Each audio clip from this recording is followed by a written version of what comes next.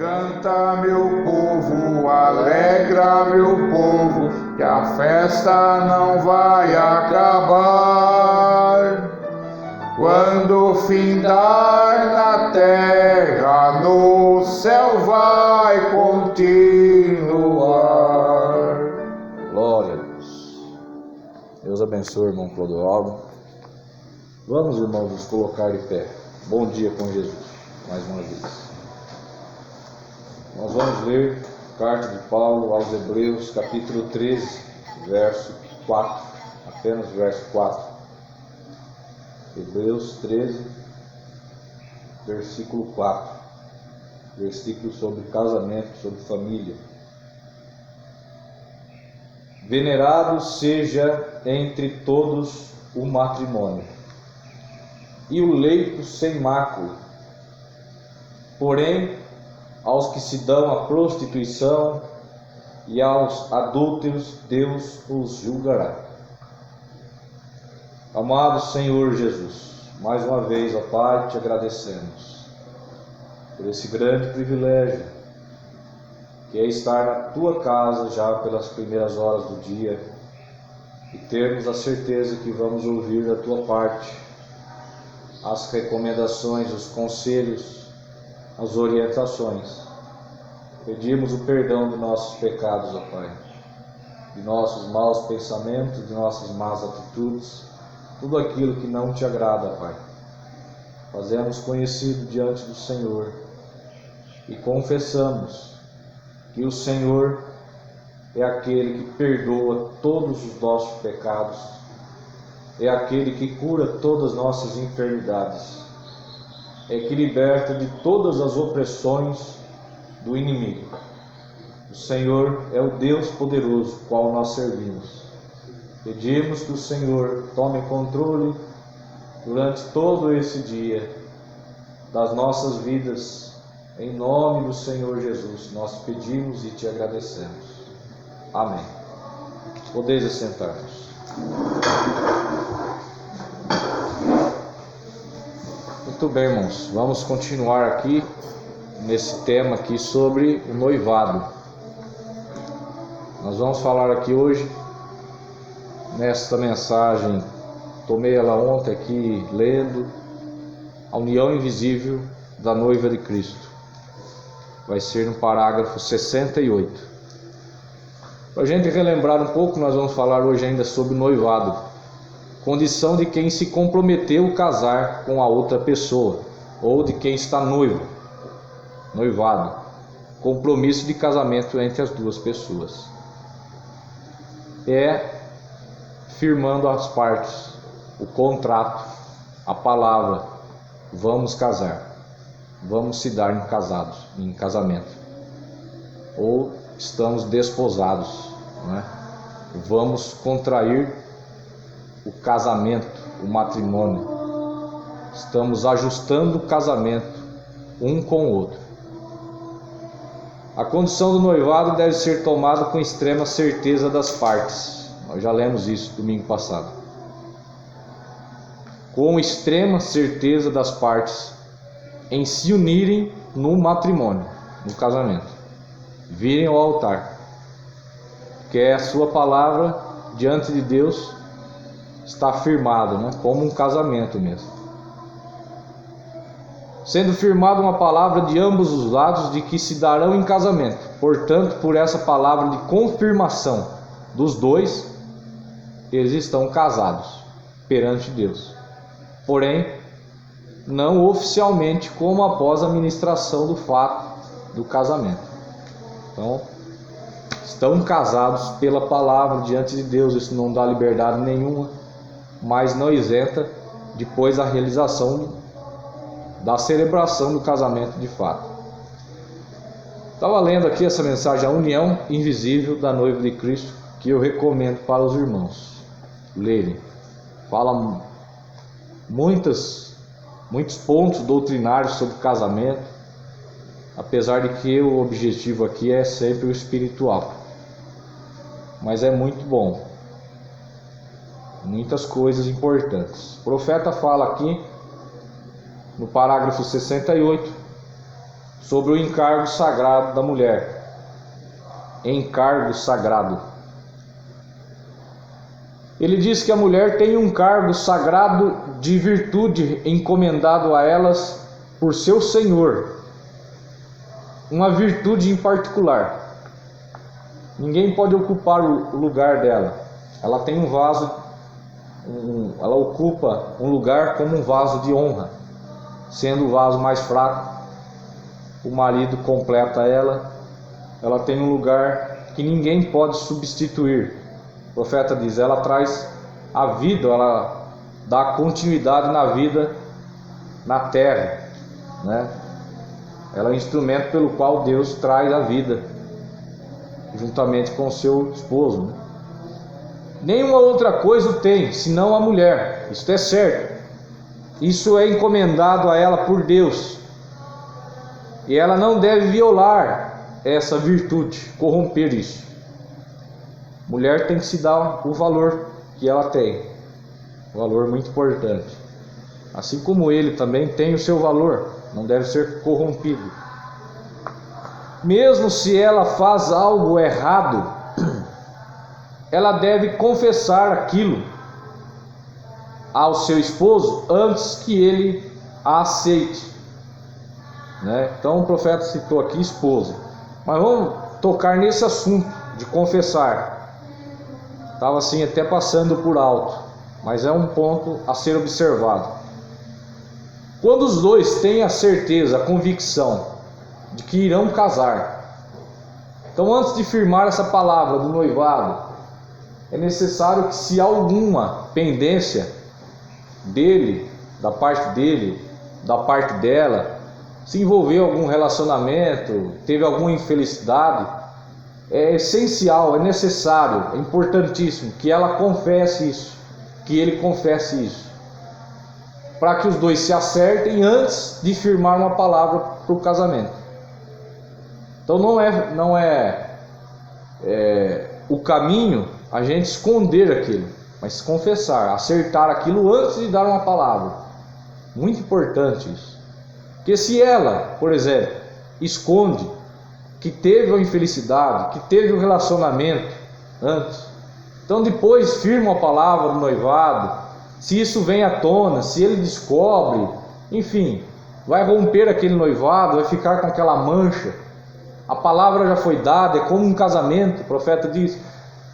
Depois daquilo, então, é como se estiveram casados, marido e mulher. Fica aquela mancha, aquela nódoa. Aí tem que tratar no escritório como um casamento mesmo. E mesmo depois do matrimônio realizado com a igreja, então isso vem à cena, vem à tona, né, esse caso, essa infelicidade.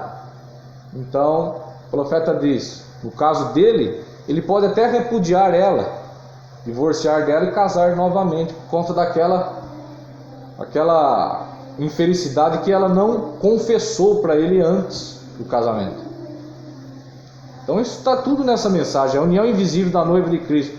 Então ela tem que confessar, é muito importante, antes de chegar nesse ponto de firmar as partes para o casamento.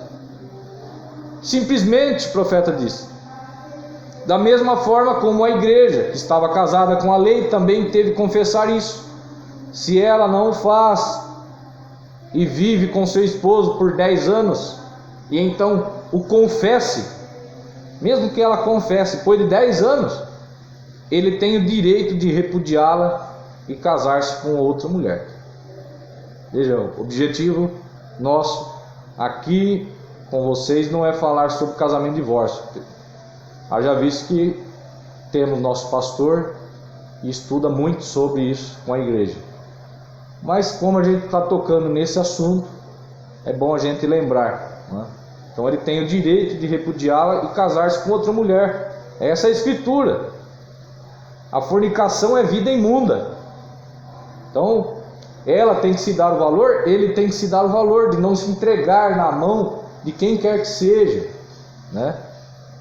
A nossa vida íntima, vamos dizer assim, vai ser depois do casamento com aquele escolhido, com aquela escolhida, para a vida, né? Então, profeta de Deus diz assim, 69 parágrafo: José, não temas receber a Maria, tua mulher, porque o que nela está gerado é do Espírito Santo. E ele estava pensando em repudiá-la, por estar grávida. Ele estava pensando em repudiá-la secretamente. Veem vocês? Depois que ele já estava desposado com ela, tinha firmado já essa palavra de casamento com ela. Desposado, nós lemos aqui o desposar, né? Contrair matrimônio, ou ajustar o casamento. Aquele José já estava com o casamento ajustado com Maria. Então ele pensou em deixar ela secretamente. Ao que Deus concerne, quando estás comprometido com ela, esse comprometimento no noivado, essa palavra firmada, então o profeta conclui aqui: estás casado com ela. Quando você faz o noivado, dá essa palavra de noivado, você está casado com ela. Então pontos assim que a gente vai ressaltando para ficar bem claro. Então o noivado não é brinquedo, não é brincadeira, é muito importante, é muito melindroso. Por isso que a gente disse aqui, só dê uma palavra de noivado se você tem certeza do casamento. Não vai sair dando palavra de noivado, você nem conhece o rapaz, você nem conhece a moça, você nem tem certeza daquilo, não é? Então, agora na mensagem: vimos a sua estrela e viemos a adorá-lo. Parágrafo 66. Agora, eu gostaria de passar isto antes de seguirmos adiante. Ponto importante. O profeta gostaria de tocar nisso.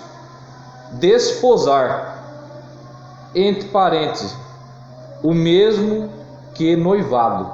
Desposar, o mesmo que noivado. No Oriente, era o mesmo que casar-se, ou contrato de casamento.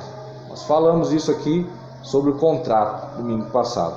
Então é como se fosse uma sociedade, os dois estão firmando, estão pondo no papel, como você vai fazer uma sociedade, irmão Felipe. Então você põe lá todas as cláusulas do contrato, então assina uma parte, assina a outra parte. Os dois estão aceitando aquilo, estão combinando aquilo, né? Combinado não sai caro, né? Jargão. Então eles estão contratando, ou assinando o contrato de casamento. Logo que eles se desposavam, eles estavam casados. Logo que davam a palavra de noivado, firmavam esse compromisso, estavam casados, diz o profeta. Quando o voto sagrado entre eles era feito, tudo nós temos que ter esse pensamento. Nessa questão, nós lemos aqui sobre o Hebreus 13, verso 4. Venerado seja entre todos o matrimônio e o leito sem mácula. Quando ele é um filho de Deus, ela é uma filha de Deus, então estamos falando de coisas sagradas, coisas que Deus está observando, Deus está atento àquilo, Deus se agrada. Então esses votos são votos sagrados de um para com o outro, por isso que não devem ser quebrados de forma leviana, com qualquer deslize, qualquer tentação. Não deve ser quebrado. Deus está no quadro. Quando Deus está no quadro, a coisa é seríssima, né? Seríssima. Então, quando esse voto sagrado entre eles era feito, leiam Deuteronômio 22, verso 23, e você descobrirá que quando esta mulher e homem concordavam-se em casar, quer dizer, assinavam um contrato pela palavra firmada, pela palavra falada deles, mesmo que não fizesse o voto por meses mais tarde, mesmo que demorasse o fato do casamento, eles estavam casados. E se eles até mesmo rompessem aquele voto, eles eram culpados de adultério. Então, mesmo desposados, não estamos casados, não, estão noivados apenas. Mas se você deixa aquele voto, e vai ter suas experiências com outro homem, com outra mulher, vivem como adúlteros. Porque diante de Deus a sua palavra é como um casamento, fez como um casamento. Então o profeta disse: eles eram culpados de adultério. Isto é correto. Quando eles se desposavam, eles estavam da mesma forma que casados. A lei ainda não lhes havia dado direito de viverem como marido e mulher ainda, que nós falamos. Se dá uma palavra de noivado, não te dá o direito de viver como marido e mulher. Jamais, muito distante disso. Mas, por outro lado, te dá o compromisso de ser, pela palavra, casado com ela, com ele. Mas diante de Deus, quando eles prometiam um ao outro, as palavras deles eram seladas no reino de Deus. Deus está atento às nossas palavras. Então, tome cuidado com o que você fala, com o que nós falamos. Às vezes nós prometemos coisas que não vamos dar conta de cumprir. Temos que vigiar, ser vigilantes. As palavras deles eram seladas no reino de Deus. E romper aquilo era como cometer adultério. E agora estava José desposado com Maria. Se os irmãos ministros, se vocês estudassem isso o suficiente, isso esclareceria esses casos de casamento e divórcio que são tão pesados e diferentes entre as pessoas hoje. Então, o profeta joga essa responsabilidade de uma forma acentuada aqui sobre o pastor, sobre o ministro. Cabe a ele instruir isso, não é? Nós estamos aqui como uma extensão do ministério, lendo a mensagem. E a mensagem é a luz para a hora. E eu creio nisso. Tudo que nós precisamos de orientação, de recomendação, vai nas mensagens. Está lá, não é? Agora nessa mensagem, perguntas e respostas, número 2, é parágrafo 193. Veja que coisa importante aqui também. Nós já vimos aqui a questão do adultério. Se você rompe essa palavra do noivado, você vive como um adúltero. E fizeram uma pergunta para o profeta sobre noivado, romper o noivado. É a pergunta 33, perguntas e respostas, número 2, pergunta 33. Está no parágrafo 193. Irmão Branham, qual é o significado de um anulamento? A gente está livre para casar-se? Ou isso é só outra palavra para divórcio? Gostaria de alguma informação sobre isso. Seguro, o profeta responde. Eles estão casados, pela palavra posta entre os dois. Posto que tomem este voto, eles estão casados. Tal como um moço, se um moço promete a uma moça casar-se com ela sob boa fé, ele está obrigado para com esta moça. Ele está tanto quanto casado com ela. Eu vou dizer por mim, antes de conhecer a mensagem, até mesmo no começo da fé, a gente não tinha essa noção do que era noivado. Então achava que noivado era um estágio mais avançado do namoro. Então você queria dar uma aliança ali, aliança de ouro, para a moça colocar ali na mão direita, o moço pôr na mão direita. Então achava que era um compromisso a mais, só ali, um estágio maior. Mas nós, pela mensagem, nós vamos caminhando na mensagem, Deus vai abrindo nosso entendimento, vai nos instruindo. Então a gente vai percebendo que é algo importantíssimo essa questão do noivado, que se é feito de forma irrefletida, sem muita luz no assunto, depois vai refletir lá no escritório. Vai lá para o escritório, o pastor tratar aquilo à luz da Bíblia, à luz da mensagem. Então, inúmeros casos Inúmeros casos.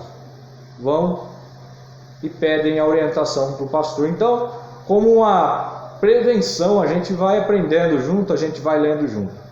E eu também vou aprendendo. Então o profeta diz que essa palavra firmada entre os dois, ele diz, ele está tanto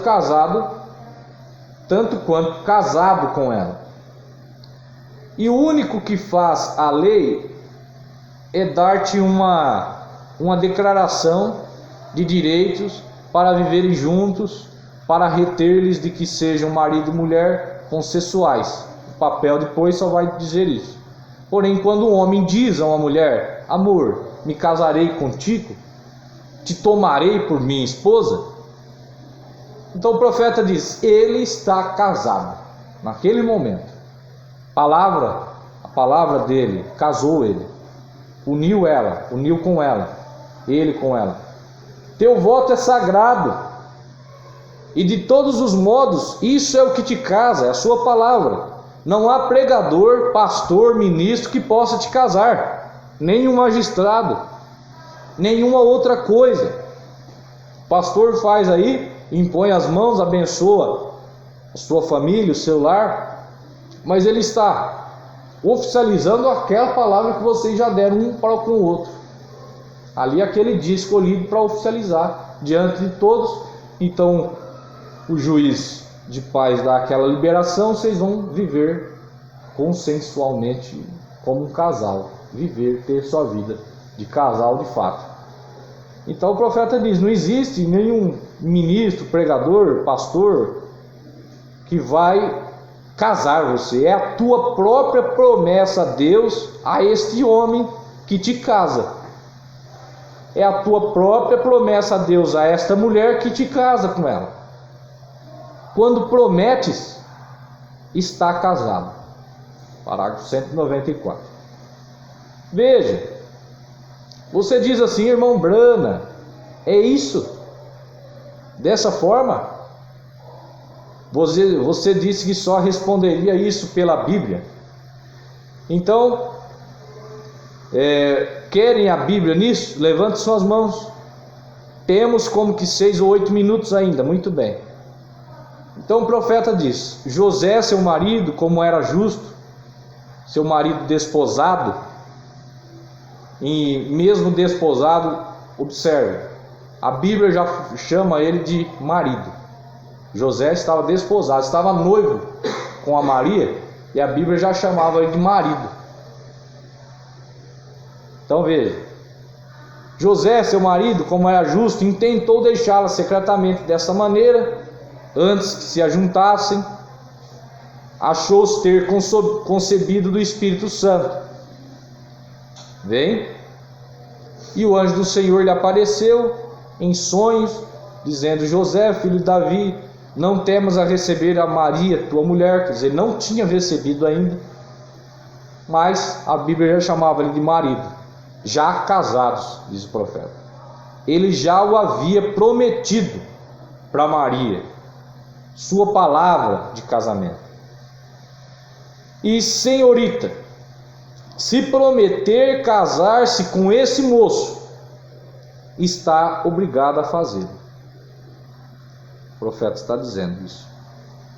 Se te casas com outro depois dessa obrigação, de agora em diante, de todas as maneiras, você vai estar vivendo em adultério. Adultério. E você dá a palavra de noivado para ele, rompe essa palavra, se casa com outro e vive com outro, é adultério. E note, a mesma coisa ao moço que promete casar-se com uma mulher e rompe essa palavra e vive com outra mulher, adultério, vive em adultério. Então a recomendação do profeta 198: não prometa a ninguém, a menos que intentes permanecer com isso. Recorde, é para isso que está aqui a Bíblia.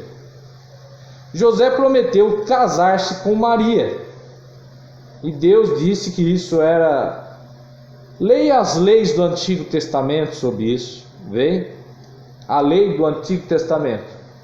Se prometias casar-se com uma mulher e te casavas com outra, adulterava e te expulsavam do acampamento, do arraial. Sim, Senhor. Tens que guardar suas promessas. Quando promete isso a uma mulher, tem que guardar a sua palavra. Ele tem que guardar a palavra dele junto a ela. Ela, a palavra dela, junto a ele. Ela é um pequeno vaso sagrado. Isto é para trazer filhos ao mundo de novo. O profeta citando o que ele disse ali na união invisível da noiva de Cristo. O encargo sagrado dela, trazer filhos ao mundo. Por conseguinte, quando te prometeste a ela, então você deve se casar com ela. Amém? Então esse é um esclarecimento. O pastor já leu, já comentou, já pregou, mas a gente sempre tem alguém novo, né? Sempre tem alguém novo que nunca ouviu isso, não está por dentro disso. Então fica esclarecido, né? A gente vai encerrando aqui essa parte sobre noivado. Domingo que vem a gente já inicia sobre o casamento. Também acredito que de uma forma bem breve, que o objetivo mesmo era a escolha, era o namoro. É o tempo que vocês estão vivendo, nessa adolescência, e vocês vão se deparar com essas decisões na sua vida. E uma delas é escolher o companheiro e a companheira para a vida toda. Então, mesmo assim, a gente vai tocar em alguns pontos aqui para ajudar. Vocês vão lembrar isso lá na frente e dizer assim: a irmã Fran tocou nisso, o pastor tocou nisso, nos ajudou. Isso entra na mente na hora que você mais precisa. Aquilo, Deus vai trazer aquilo à tona na sua vida. Vamos nos colocar de pé, irmãos? Vamos orar. Senhor Jesus, grande Deus, mais uma vez, ó Pai, te agradecemos pela oportunidade, meu Deus, de estar com a mensagem do profeta nas mãos e dar um passo seguro, Pai. Saber que é um assunto importantíssimo para a nossa vida, a escolha do nosso companheiro, da nossa companheira, sabendo que o Senhor se agrada disso, de um lar consagrado, de uma família consagrada, de jovens esclarecidos como nós temos aqui, Pai. Irmãos que são assíduos nessa escola, leitores da mensagem, meu Deus. Continue o Senhor os preservando, assim como eu também preciso de ser preservado pelo Espírito nesta hora em que vivemos. Abençoe, Senhor Deus, nós pedimos o nosso pastor em sua pequena viagem. Senhor, concede-nos uma excelente escola dominical nesta manhã. Nós pedimos, ó Pai, em nome do Senhor Jesus, com perdão de nossos pecados. Amém, Senhor.